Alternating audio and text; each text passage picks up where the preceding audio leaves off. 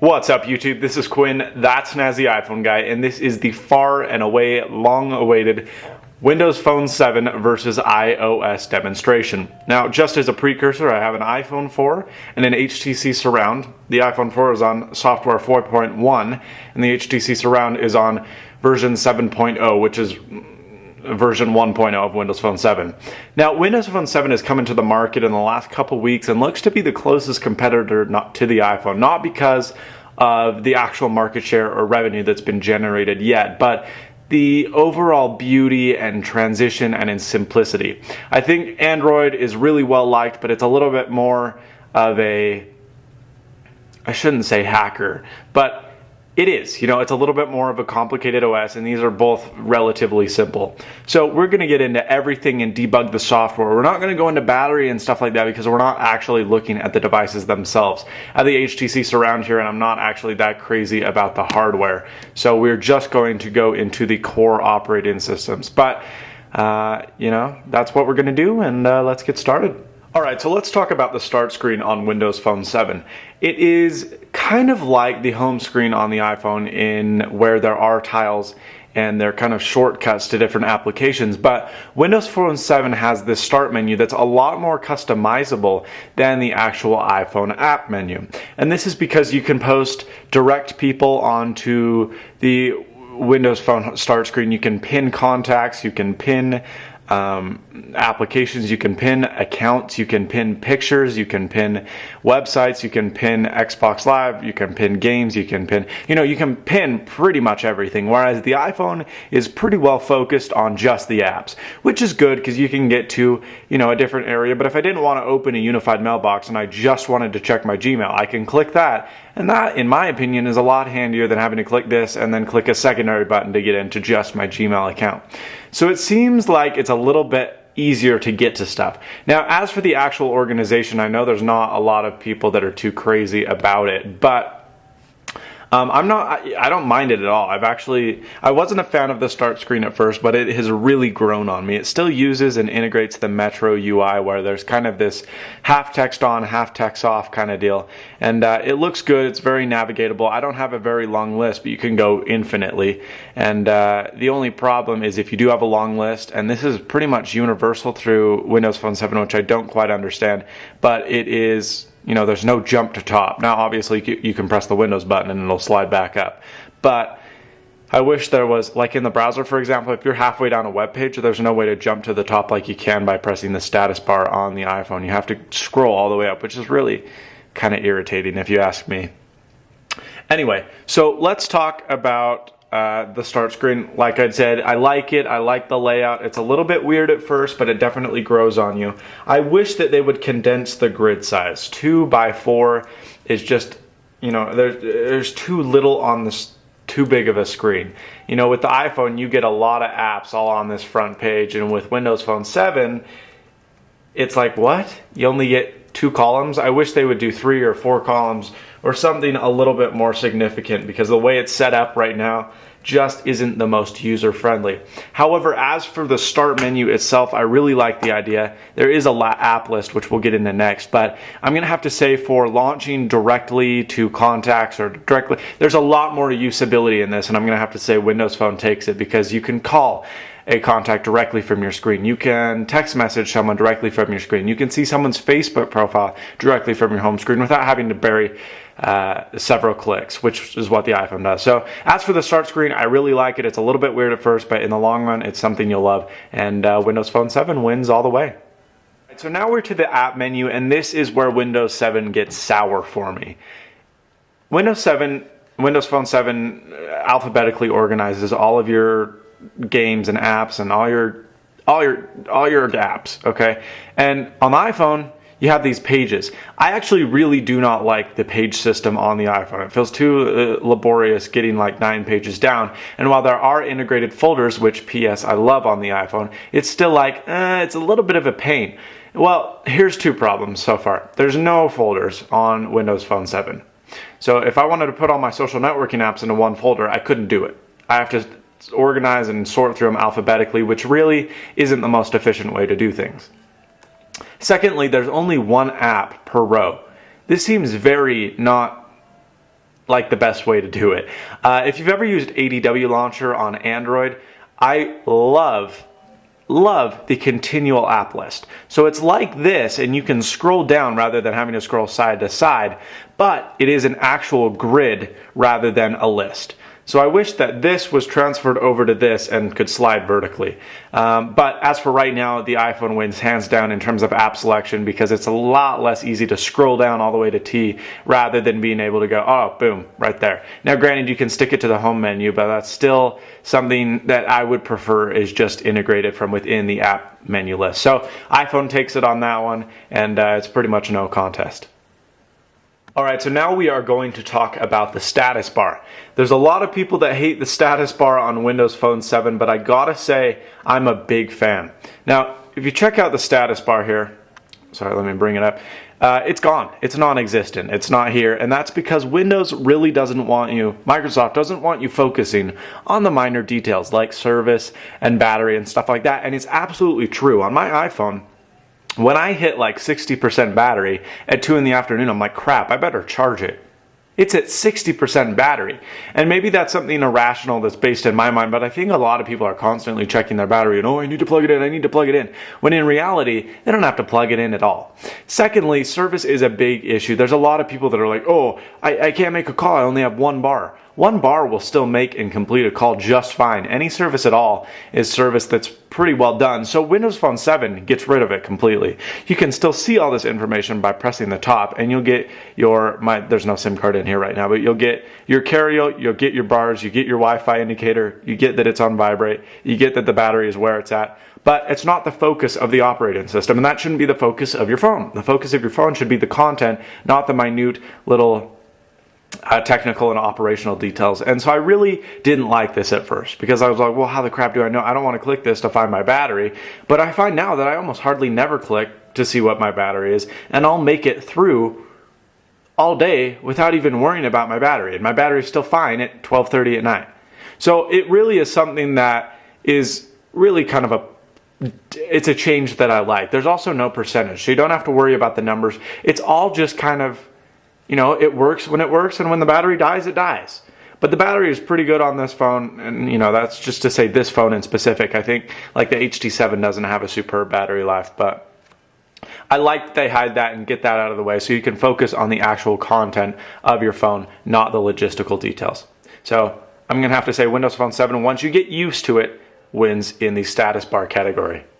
Okay, so now we're going to talk about the overall feel and the UI of the OS. Now, we all know the iPhone 4, we all know iOS and how beautifully well it's laid out, and the contacts and everything is really well put together. But we also know that Windows Phone 7 has a really good layout as well. It's very unusual and a little bit unique when you first try it, but it becomes something that becomes really natural, and it's gorgeous. For example, the Mail client, if we want to open this up, I would say and argue that it's prettier on Windows Phone 7. It's not as complicated, there's not as much stuff, there aren't pretty little graphics. It's just the raw content is what you're consuming. And I think it looks really good. It's not something that is any different from device to device. They display the same information. But I don't know, there's something about Windows Phone 7 that is just prettier to me. And if you're looking at the icons, you're probably thinking Windows Phone 7 is not prettier. But once you have it in your hand, you really do realize that it's just the raw content that's at hand. It's not so much the logistical details. It's not so much the little buttons down at the bottom. It is the overall experience of using the phone. And I think Metro UI really does a good job at that. I really just love the way Windows Phone 7 flows. It's definitely different from it's definitely different from the iPhone. There's not even something that's even completely comparable, but it just is a really raw and content-oriented consumption device, and that's something I really like. They get all the pretty crap out of the way, and they just give you what you want. Now, I shouldn't say they get all the pretty crap out of the way, because look at the transitions from, app to app. They're just all there are these pretty little transitions that I really like, and iOS doesn't have. iOS kind of has the classic zoom feature, which we're all used to, and that's nice because it gets to the raw content, but really just overall, and I can't really explain to you how this works until you've used a Windows Phone 7 device, but the actual UI is really nice. It's like a never-ending continuum feel on the Windows Phone 7 device, and you don't feel limited. You feel like there's no bounds to where you can go. And that sounds really cheesy, but it really is just like a freeing experience. And I feel that Windows Phone 7 is prettier, the transitions are nicer, and it's not this 3DS kind of feel you get with the iPhone, but it is still a very pretty, organized system. Multitasking is obviously a hot topic these days, and the iPhone has integrated multitasking. Now, Android users mock the iPhone's multitasking capabilities and say that it doesn't work. I couldn't disagree more. I do not like multitasking on Android. You need a task killer. It is true multitasking in the sense that your app is physically running in the background. But this sucks because when you open 20 apps and they're all running, guess what's going to happen to your phone? It takes a crap on the floor. So the iPhone's way of multitasking is a lot better. They have these integrated API calls where you can come back, you can jump to an app, and even though it closes, it's still running a particular script, but not the whole application, which is what Android does. Now, unfortunately, Windows Phone 7 has zero multitasking at this time. Microsoft has promised it by the end of first quarter 2011, and they say it will be very similar to the iPhone's multitasking in the fact that developers will put API calls in. You'll hit the start button twice or whatever. I don't know what it will be, but you'll be able to go into an application and it will relaunch itself. The thing that sucks about right now is if you're playing a game and you get a phone call, that game quits and you have to spend another 2 minutes loading this game up again. And now apps can run under the lock screen, but prior to today, they couldn't. So if you're doing something, if you're writing a check or you're at the mall or whatever, and you close your iPhone and you want to go back and get to it, before it had to restart the whole application over again. Now it just says resuming and it'll go back to your posted spot. But before, it was a huge pain in the butt, so I'm glad that they did that, but multitasking definitely wins on the iPhone 4. I do think Apple has the perfect formula for multitasking. Best battery, best performance, best longevity. Android doesn't even touch the iPhone in comparison, but Windows Phone 7 is definitely the weakest so far because there is no multitasking. And it just is something that I'm like, really, Microsoft? But they have promised it, and it is coming, so maybe when it comes back, we'll do a comparison video between the different multitasking theories. iPhone App Store versus Windows Phone 7 Marketplace. This seems to be a hot topic, and I'm not going to talk about the actual contents of the app because, by the way, this loads way faster than the App Store does. I mean, it's not even comparable, but I'm not going to talk about the actual content from within the store because Windows Phone 7 is 3 weeks old. So there's not 150,000 or 200,000 or whatever, how many thousand apps there are on this device because it's new. But as for the actual organization, I feel like the Zune, it continues this Metro UI feel, which I really like, but I feel the overall functionality and raw use isn't matching to the iPhone.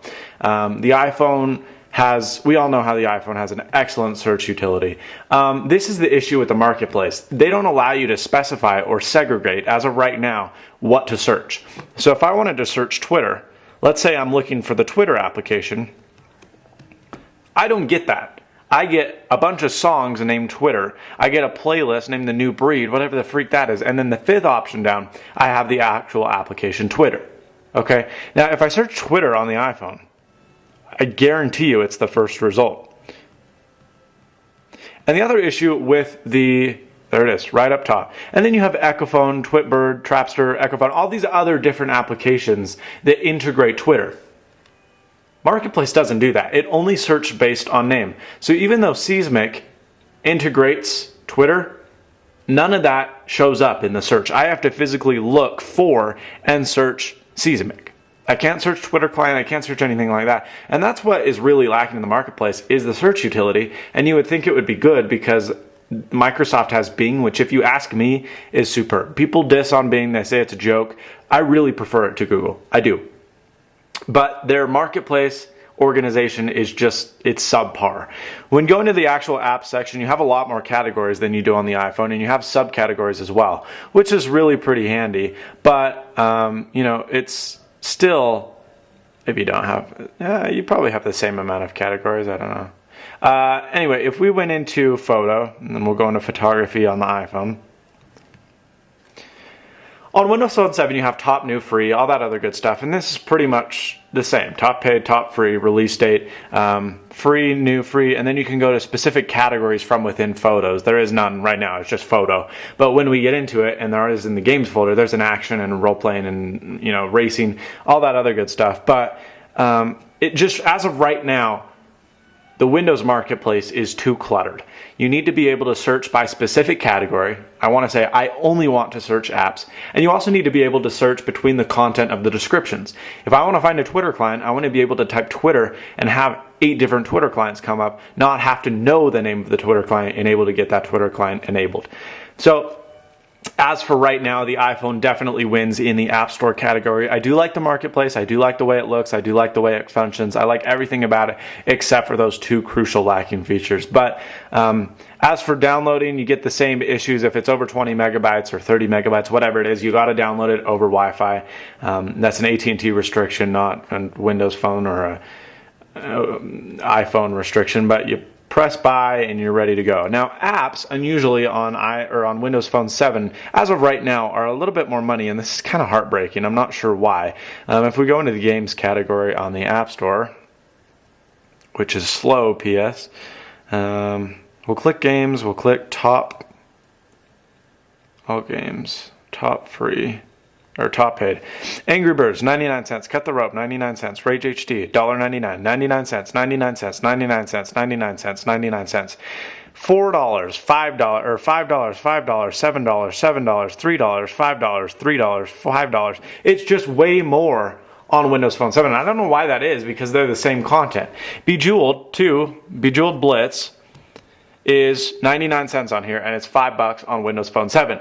Granted, I think Bejeweled Live on Windows Phone 7 is way better. Graphics are way prettier. You get live achievements, all that other stuff, but it's 5 times as much. And I really hope that this doesn't become the delusion and the demise of Windows Phone 7, is that the apps are too overpriced. Apple has created a very competitive marketplace, and I really hope that we're not back to paying $9 for a cell phone game. I really hope that it gets down into this 99-cent market. And maybe when developers do see that, oh, there is some Windows Phone 7 users, oh, there is a market, they'll lower their apps. But as of right now, they're just way too high for me to want to buy a bunch of apps. I have no problem buying 10 99-cent apps on the iPhone, but when I can only buy 2 on Windows Phone 7, it's really pretty disappointing. So as for the marketplace, Windows Phone is definitely the loser. iPhone definitely wins, but hopefully that will transition, or at least this one will become on par with the App Store in due time.